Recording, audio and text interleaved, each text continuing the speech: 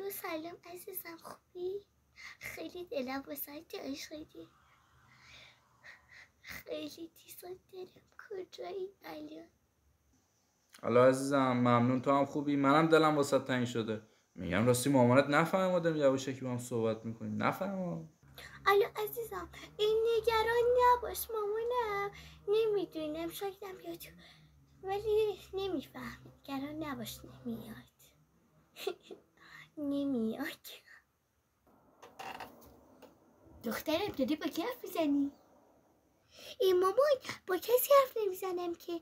دارم آهنگ گوش میکنم. دارم آهنگ گوش میکنم دیگه. بگی ببینم کی جایی گوش میکنی؟ بیا ببین ماما. خب